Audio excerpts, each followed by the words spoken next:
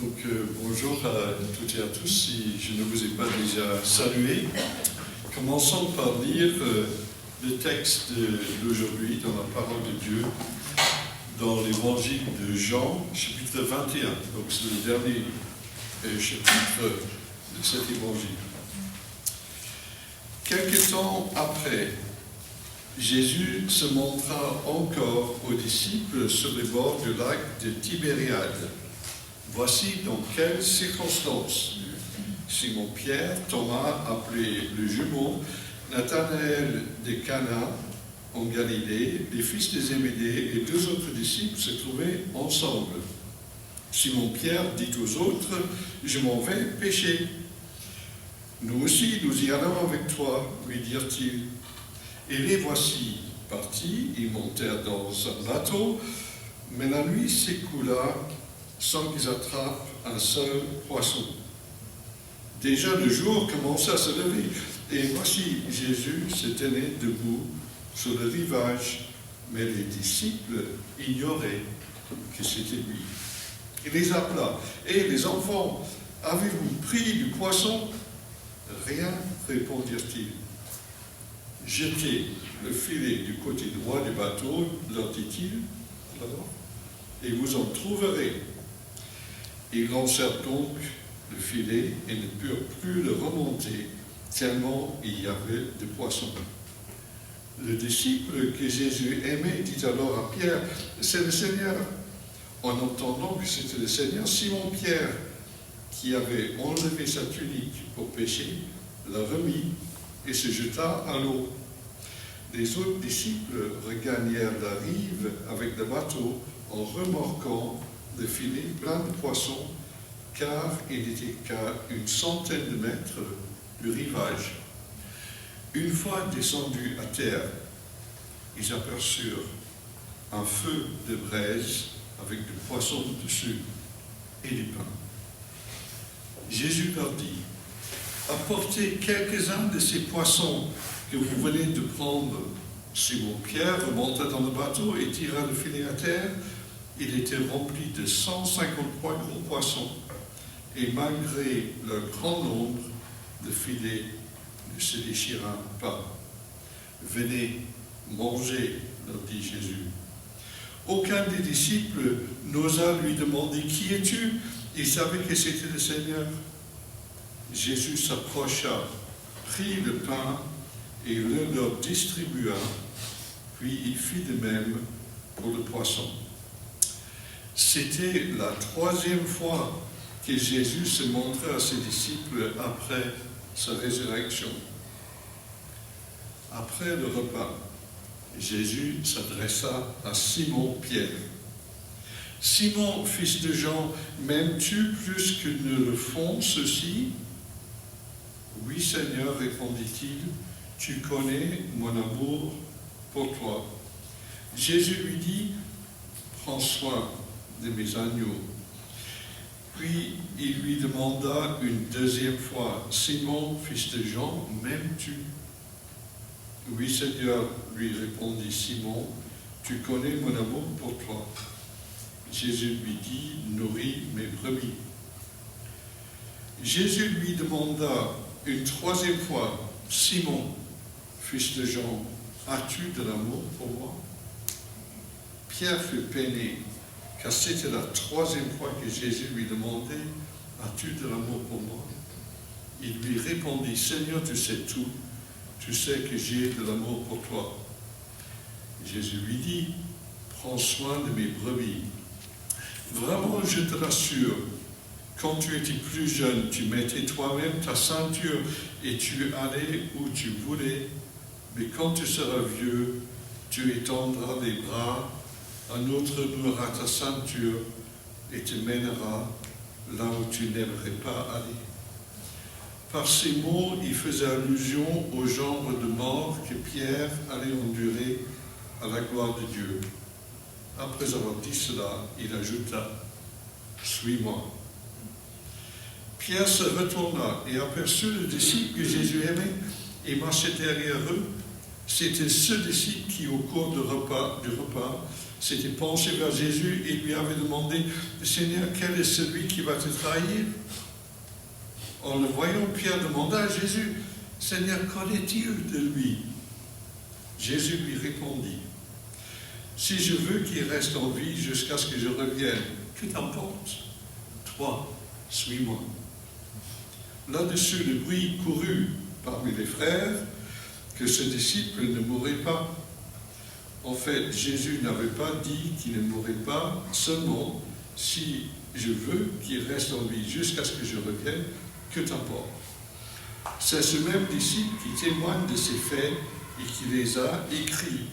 Nous savons que son témoignage est vrai.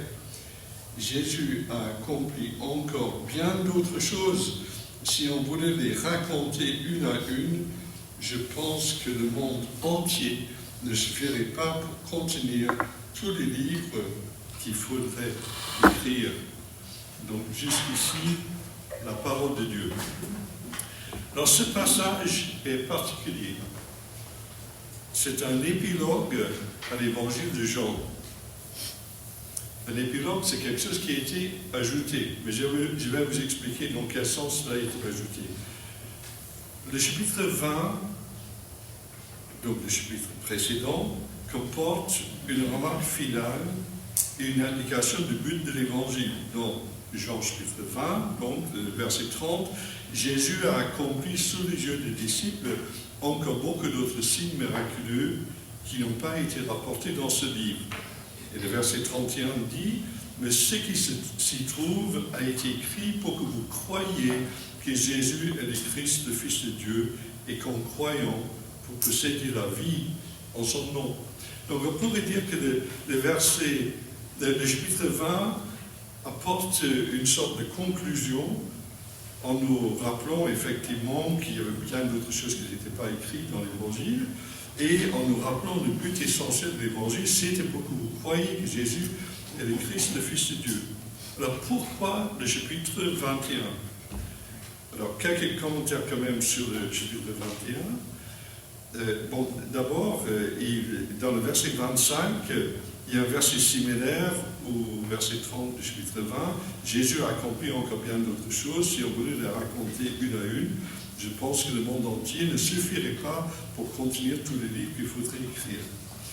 Donc, d'après les experts, un certain nombre d'experts bibliques, le style et le langage sont similaires, voire identiques entre les deux chapitres. L'épilogue ne serait donc pas un ajout tardif par quelqu'un d'autre, mais c'est bien l'apôtre Jean qui aurait choisi d'apporter quelques éclaircissements. C'est un peu comme quand on arrive à la fin d'un livre et il y a quelques précisions qui n'ont pas été données sur une trame de l'histoire et on veut éclaircir comment ça aboutit. Il faut savoir que Jean a bien expliqué comment Pierre a renié le Christ par 3 fois. Et comment ce Pierre, qu'on voit par la suite dans les Actes des Apôtres, parle avec assurance à la Pentecôte. Qu'en est-il de sa relation avec le Christ? Est-ce qu'il est revenu au Christ? Et c'est fondamental, ce passage, parce que ce passage nous explique comment l'apôtre Pierre, suite à son reniement au Christ, comment il est rétabli et comment le Christ lui confie une mission et comment il peut être donc à nouveau cet homme clé qui parle au moment de la Pentecôte. Alors aujourd'hui, je vous propose un plan de message basé sur cette petite phrase « Toi, suis-moi ». Parce qu'en pensant aux autres parties du passage, tout est lié à ce sujet. Donc je vous propose 6 points qui sont relativement courts. D'abord, toi, suis-moi plutôt que tes propres idées, les versets 1 à 3. Toi, suis-moi en dépendant de moi, les versets 4 à 8. Toi, suis-moi, je pourvois à tes besoins, dans les versets 9 à 14. Toi, suis-moi, mais d'abord reviens à moi, les versets 15 à 17. Toi, suis-moi même jusqu'au martyre, les versets 18 et 19. Et toi, suis-moi et ne t'occupe pas de l'avenir des autres. Les versets 20 à 23. D'abord, toi, suis-moi plutôt que tes propres idées. Et je pourrais ajouter, et n'entraîne pas les autres avec toi dans tes propres idées. Ce passage de Jean 21 ne dit pas que les disciples étaient allés en Galilée pour le rencontrer. Et pourtant, on sait que dans Matthieu 28, effectivement, Jésus a dit, après la résurrection, que les disciples devraient aller en Galilée, là où ils devraient le rencontrer. Il est dit dans ce passage juste que Pierre se trouvait avec 6 autres disciples, et il dit, je m'en vais pêcher. Et les autres disent, nous aussi, nous y allons avec toi. Bon, en un sens un petit peu logique, c'était leur métier, peut-être qu'ils avaient besoin de manger aussi.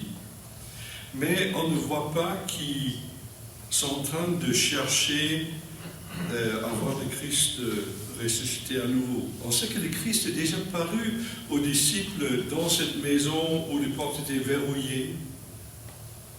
Et le Christ se trouve au milieu d'eux. Et je me pose la question, est-ce qu'il a donné l'indication, le Seigneur, que les disciples devraient être en train plutôt de préparer la suite de la Pentecôte, plutôt que de vaquer à leurs petites occupations? Et Jésus a effectivement dit dans Jean 20, le verset 21, « Quand mon Père m'a envoyé, moi aussi je vous envoie. » Et il souffla sur eux, il dit, « Recevez l'Esprit Saint. » Il dit, « Ceux à qui vous remettez leurs péchés, en seront effectivement tenus quittes, et ceux à qui vous les retiendrez en resteront chargés. » Donc Pierre aurait pu savoir que le Seigneur avait quelque chose d'autre pour lui. Et les disciples, effectivement, ils devraient savoir, d'après Matthieu, qu'ils devraient retrouver le Seigneur en Galilée. Et pourtant, ils ont l'air juste d'aller d'une manière fortuite, péché. On peut penser que les disciples, ils avaient besoin que le Seigneur paraisse plusieurs fois à eux, qu'il réitère ce qu'il avait dit, qu'il précise la mission des apôtres pour qu'ils comprennent vraiment ce qui s'est passé. Et il semble que juste après cet événement dans Jean 21, enfin, un certain nombre de commentateurs pensent que c'est là où Jésus a donné la mission à l'Église. Dans Matthieu 28, Jésus dit, allez donc dans le monde entier, faites des disciples parmi tous les peuples, baptisez-les au nom du Père, du Fils et du Saint-Esprit, et apprenez-leur à obéir à tout ce que je vous ai prescrit. Donc cet événement aurait eu lieu juste après cet événement dans Jean chapitre 21. Mais Pierre, il n'est pas motivé par tout cela pour l'instant. Est-ce qu'il s'est considéré hors jeu? Est-ce qu'il pensait peut-être que ce que Jésus avait dit, c'était pour les autres disciples, mais pas pour lui, parce qu'il était dans sa culpabilité par rapport au reniement du Seigneur? Toujours est-il, Pierre a une certaine autorité naturelle et les autres disciples le suivent. Il dit, je vais pêcher. Les autres disent, nous on vient aussi. Et combien il est important pour des personnes qui sont des meneurs de monde d'être conscients des enjeux spirituels de leurs actions et d'entraîner les gens plutôt vers des choses qui sont dans la pensée du Seigneur plutôt que dans nos pensées. Alors, deuxième point, toi, suis-moi en dépendant de moi. Dans le verset 4 à 8, les disciples n'avaient pas attrapé de poisson. Et Jésus leur dit, jetez le filet du côté droit du bateau et vous en trouverez. Alors, cela me rappelle ce qui était dit dans Jean chapitre 15, dans les versets 4 et 5, Jésus a dit, demeurez en moi et moi je demeurerai en vous. Un sarment ne saurait porter du fruit tout seul sans demeurer attaché au sel. Si vous ne demeurez pas en moi, vous ne pouvez porter aucun fruit. Et dans le verset suivant, sans moi, vous ne pouvez rien faire. C'est dit 3 fois qu'on ne peut rien faire sans le Seigneur. Et c'est intéressant, c'est seulement en obéissant à la parole du Seigneur que les poissons ont pu être attrapés. Et je pense que Jésus est en train de montrer à Pierre qu'il a besoin de dépendre de lui. Pas faire des choses d'après ses impulsions, d'après ses propres idées. Pierre et les 7 disciples, ils n'ont pas demeuré dans la mission que Jésus leur avait confiée dans le chapitre précédent, ils n'ont pas attrapé de poissons. Mais Jésus, quand il vient les voir, il donne l'instruction et ils attrapent du poisson. Il y a un parallèle à faire entre cette pêche miraculeuse et la pêche miraculeuse de Luc chapitre 5, des versets 1 à 11. Et cette pêche miraculeuse a déjà eu lieu au même lac. Entre les évangiles, parfois on voit le lac de Tibériade et le lac de Génézareth, mais c'est le même lac.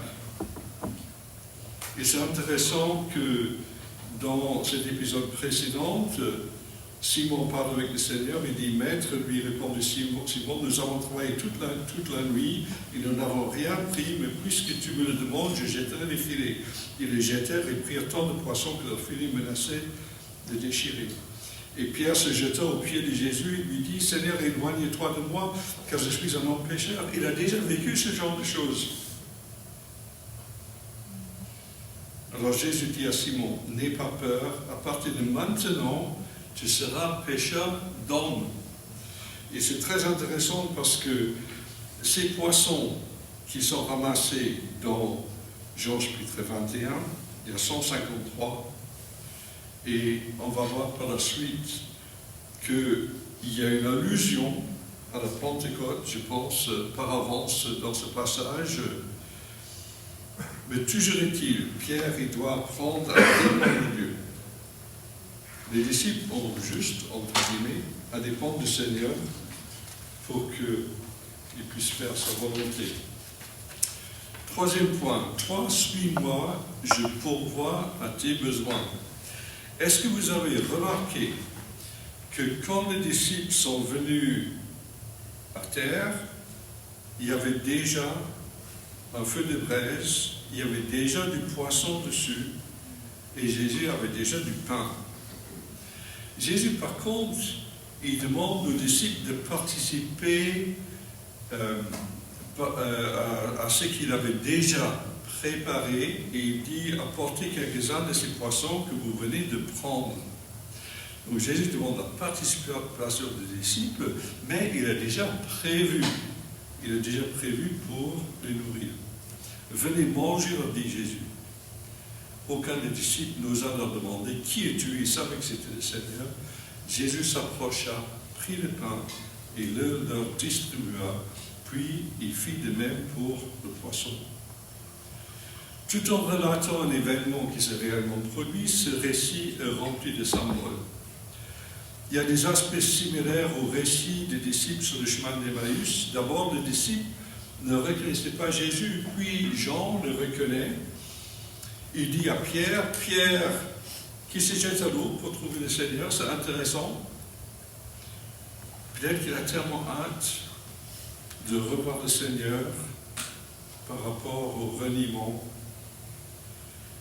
Et les disciples ne demandent pas qui es-tu, ils savent que c'est Jésus.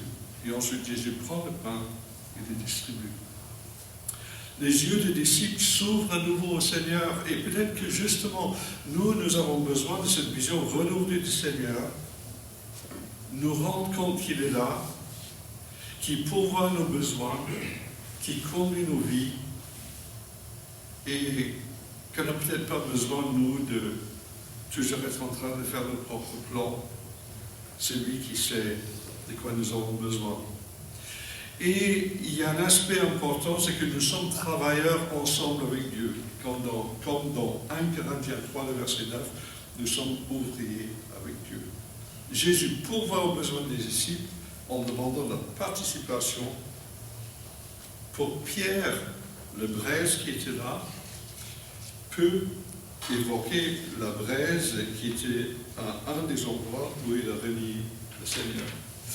Mais venons-en aux 153 poissons. Pourquoi 153? Pourquoi pas 152? Pourquoi pas 154?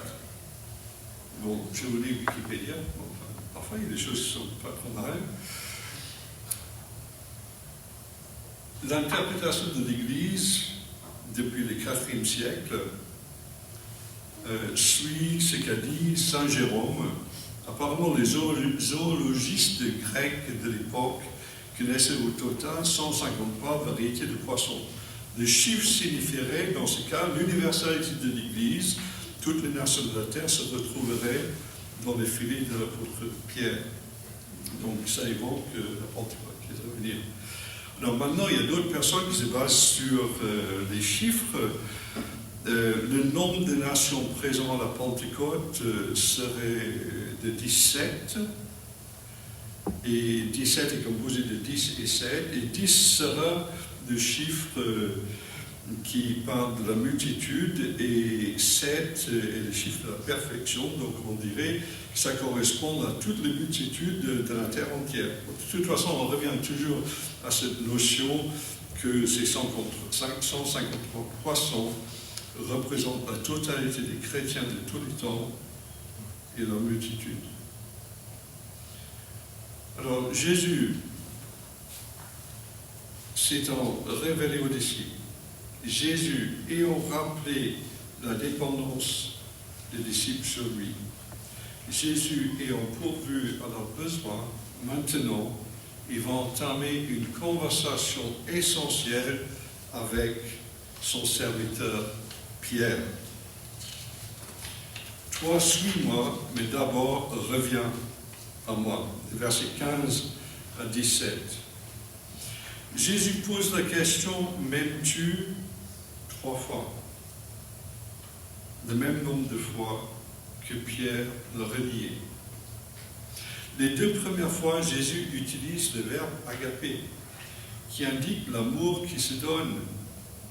Il n'y a pas de plus grand amour qu'un homme donne sa vie pour se...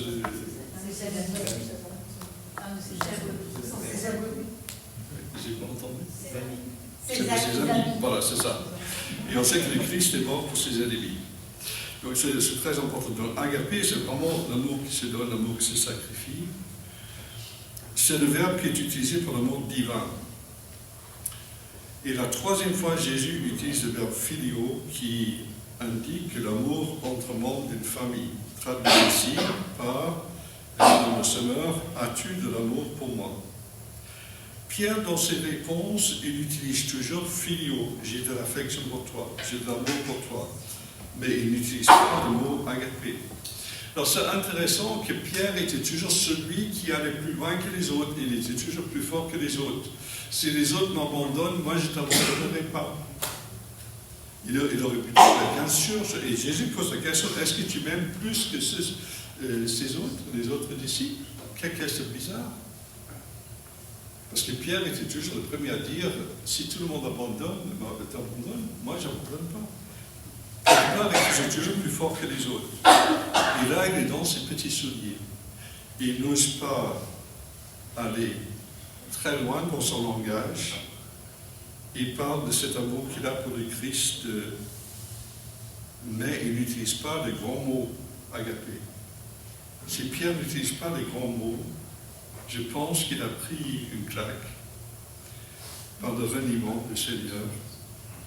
Il n'ose pas exprimer ses sentiments profonds pour le Seigneur. Quel changement! Mais quand il répond au Seigneur, le Seigneur lui confie une mission chaque fois. Prends soin de mes agneaux, prends soin de mes brebis et fais paître mes brebis. Le Seigneur connaît le cœur. Même s'il n'a pas utilisé le mot, le Seigneur sait qu'il aime. Jésus ne reproche pas à Pierre sa plus modeste déclaration d'amour pour lui, mais ça lui suffit. Il fait grâce, il confie une mission. C'est intéressant de savoir que ce n'est pas parce qu'il y a un échec dans notre vie, qu'on ne peut pas revenir et qu'on ne peut pas être rétabli. Et ce qui est formidable aussi, je pense aux hommes de ce monde d'aujourd'hui, tout le monde veut se montrer le plus fort, le plus beau, se mettre au-dessus des autres. Et là, il y a dans la parole de Dieu cette trace de reniement de Pierre, de comment il est revenu au Seigneur. Et c'est écrit comment dire, pour tout le monde. Mais cela fait partie de l'histoire de Pierre et Dieu l'a utilisé dans sa grâce.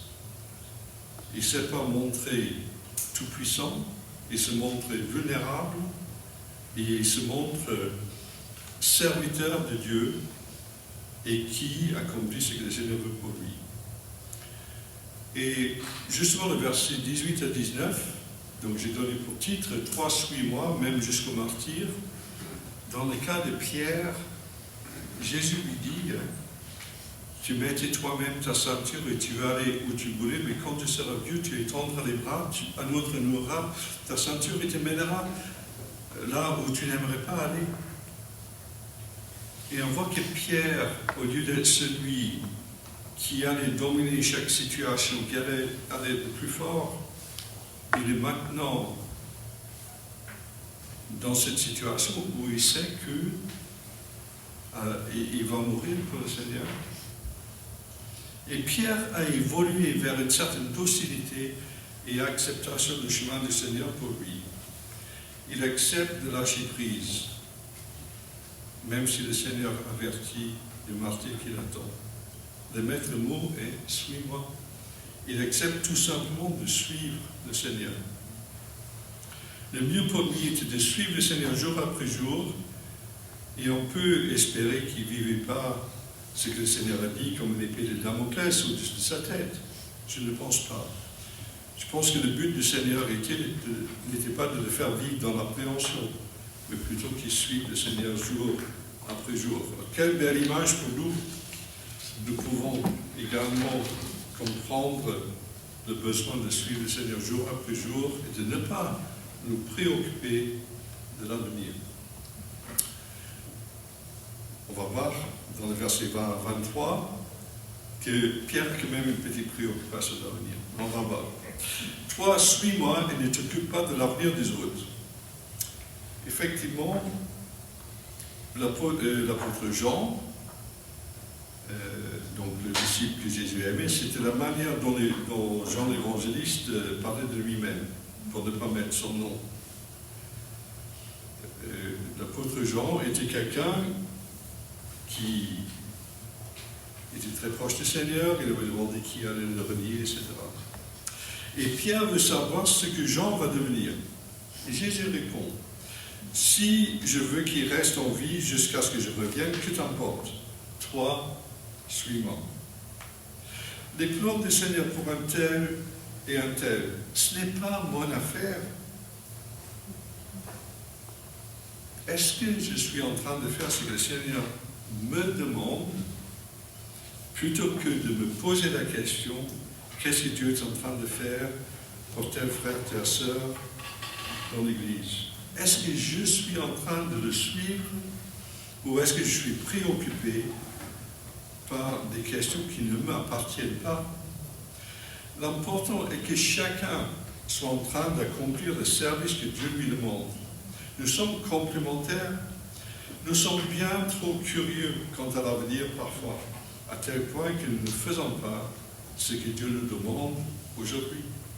Apprenons à le suivre simplement, jour après jour. Le Seigneur conduira son Église. J'arrive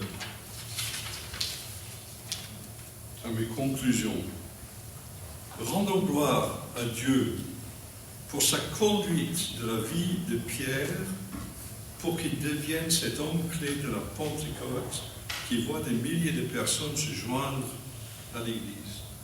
Dieu a pris Pierre avec sa personnalité, ses dons et ses travers Je ne sais pas si vous connaissez ce petit chant qui parle des travers, je trouve que c'est mignon. C'est assez à la mode, mais bon, ça passe parfois à la radio. Mais Pierre avait des travers et Dieu l'a pris avec ses travers. Dans sa grâce, il a relevé de son échec. Il a fait progresser dans le discernement de la volonté de Dieu, dans sa dépendance de Dieu et dans son sens de la provision de Dieu en toutes circonstances.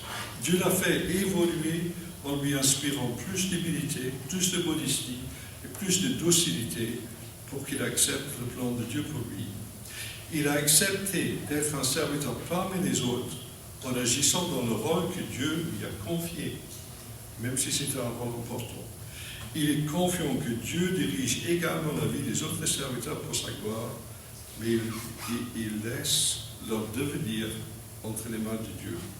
L'essentiel est de suivre le Seigneur au jour le jour. 3. Suis-moi. Je vous laisse ce soin de faire l'application à votre vie, comme j'espère que je le fais pour ma vie. Effectivement, on peut prendre tout ce qui était dit de Pierre et on peut se voir, je pense, dans beaucoup de choses.